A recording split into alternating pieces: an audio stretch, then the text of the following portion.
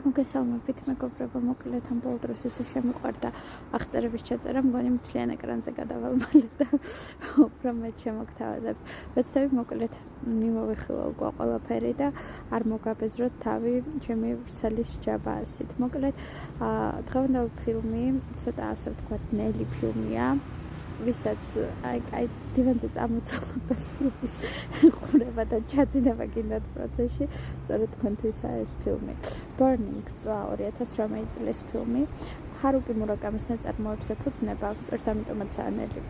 მოკლედ მურაკამის ნაწარმოებს ძალიან დიდი ხანი ვკითხულობ ხოლმე, ზოგჯერ 1-2 წელიწადს გითამჭიროებია, იმიტომ რომ პრობლემა მასში არ მინდა რომ თქვა არის, არც ჩემში არ არის კითხვის დროს, მაგრამ იმდენად ასე ვთქვათ დეპრესიულად აქვს ყველაფერი გადმოცემული, ბუნება, ცხოველების პერსონაჟებიც კი რომ დიდი ხანი ანდომებ მისი პერსონაჟების ასე ვთქვათ ათვისებას, მეტაფორების გაგებას და ამ ღრმა დეპრესიის აზრის, მთავარი აზრის ძიებასა და ჩაცდომას. მოკლედ ესეც elephant vanish, ანუ სპილსკაუჩინერების ერთ-ერთი short story არის და ასე ვთქვათ ფილმად მე მგონი უკეთესი გამოვიდა, ვიდრე ნაწარმოებია და ძალზე საინტერესოა, ოღონდ ეს საინტერესოც ასე ვთქვათ ნელ-ნელა იშლება. მთავარი პერსონაჟი ზოგადად გვევლინება, ორი პერსონაჟი ყავს თავარი, ბავშვების მეგობრები არიან, ერთ-ერთს უყვარს მეორემ, მაგრამ რა თქმა უნდა ხო იცით ეს მორიდების საკითხი იაპონია, კორეა. ხო და ეს მეორეს გაუშვებს სხვაგან, ის გაიცნობს სხვას, ჩამოიყვანს ამ სხვას, გააცნობს მას, ის იმდენად გაუბედავია, რომ ამ მესამე პირს ხელს ვერ შეუშლის და ასე ვთქვათ ცუდად მოიქცევა, რომ ვერ შეუშლის ხელს. სწორედ მან იწყება უკვე საინტერესო და უკვე ნელი სიუჟეტი აღარ გვევლინება. ძალიან პრობლემატური ფილმია.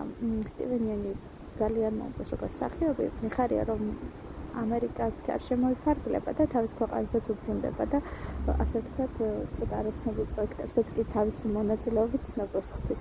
სოციალურ პრობლემებზე აქვს ძალიან კარგად გამახვილებული ყურადღება. ასე ვთქვათ, მაღალი ბურჟუაზიული ფენა, დაბალი კლასი, ეს პარაზიტამდეც არსებობდა, მან ყოველთვის არსებობდა, უბრალოდ ცოტა სხვა მნიშვნელობებით იყო გადმოცემული. როგორ არასათანადოდ იყენებს ძალაუფლებას ძალაუფლების პატრონი ადამიანი. ეხლა დღევანდელ სამყაროს რო უყურებთ, ძალიან ცუდი შთაბეჭდილება გექნებათ სწორედ ამ მილიარდერებს, ამ თუნდაც სხვადასხვა ცნობილ ხალხზე, არ დავაკონკრეტებ არავის, სხვადასხვა ბიზნესმენ, პოლიტიკოსი იქნება, ძალიან არასათანადოდ იყენებენ თავის ძალაუფლებას და სწორედ აქაც ამაზეა გამახვილებული ყურადღება, როგორ კარგავს ადამიანი თავის სახეს, ამ ძალაუფლებით. შროდინგერის კატის ეფექტი, მოდი ამაზე მეც არ ველაპარაკებ, იყო საერთოდ არსებობდა კატა იმ დროს თუ არ არსებობდა, ეს ძალიან საინტერესო ამ სიუჟეტში და ერთ-ერთი ყველაზე დამაინტრიგებელი ამ სიუჟეტში ისაა, რომ კორეა და იაპონიაში იციან ანუ ჩვენთან რომ იციან გომის დამახვა ასე არ ხდება, იქ კრემაცია ხდება და ჩემი აზრით ძალიან სწორი მიდგომა არის და ასე ვთქვათ ვინც მთავარი ეჭვმიტანილია იმას ვერაფერს მოკითხავს, იმიტომ რომ კრემაციის შედეგად ისედაც აღარ არსებობს, ვისაც რამე უნდა მოიკითხონ, თან ერთ-ერთი პერსონაჟი სწორედ აქ ესეთი ფრაზით გამოირჩევა, რომ ნეტავ საერთოდ არ ვარსებული ყავდი, ამას ვინატრებდი. სხვათა შორის მურაკამის ეს კაცის ენთაა გადმოცემული და ერთ-ერთ სხვა ნაწარმოებში, რომელიც წავიკითხე და ქალებს პერსონაჟებს სწორად ვერ აღწერს, მე შინაგან ბუნებას ვერ ჩაწვდა და მომეწონა, რომ აქ თვითონ გადააკეთა რეჟისორმა და ქალ პერსონაჟს ეთქმევინა ეს ყველაფერი. ასე ვთქვათ, უფრო უკეთესად გააცნობიერა, რომ მხოლოდ კაცს არ ტარჯავს ეს შინაგანი კომპლექსები, ბუნება და ასე შემდეგ. მოკლედ სოციალური ფენის საკითხი ყოველთვის იყო, პარაზიტამდეც და მერეც, ყოველთვის იყო ეს პრობლემური საკითხები და ძალიან კარგად არის გახსნილი აქ ჩაყრილი, მაგრამ რა თქმა უნდა პრობლემა არ აღმოიფხვრება, ილაპარაკე, მაგრამ პრობლემა მაინც პრობლემად დარჩება, სანამ ადამიანები თვითონად მოინდომენ без შეცვლას. შურისძიება, ეხლა იაპონელების და კორეელების განუყოფელი ნაწილია, შურისძიება არის ბოლოს ძალიან ეპიკური და ეს ბოლოს სწორედ შენი ბავშვების ნათქვამი და შენი ხობის ნათქვამი რო გაგწირავს და სწორედ ისეთი აღსასრული გექნება რაღაცა ძალიან ირონიული და ცინიკური აქ. მოკლედ, ასე ვთქვათ, მეტაფორულად ძალიან გაჟღენთილი და ძალიან კარგი არის. მე მეტაფორებზე მეტად არაფერი მიყვარს, რომ იცოდეთ.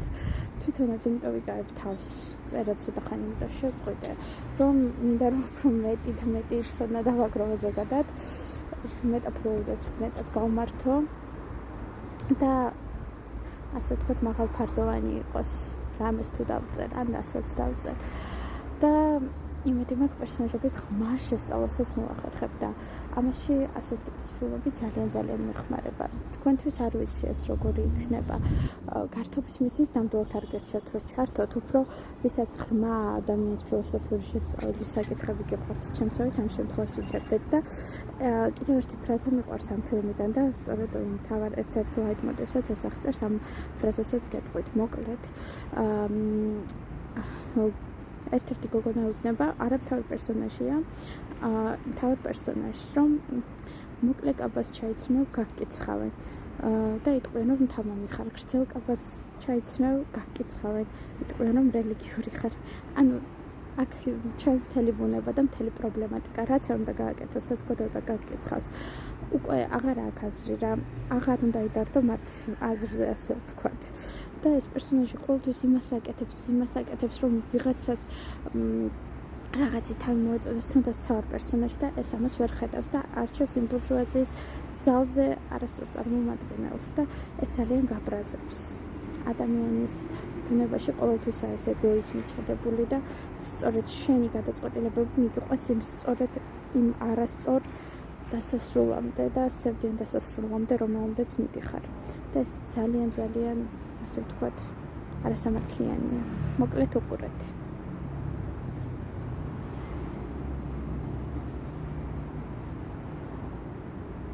ვეღარ გავთიშ.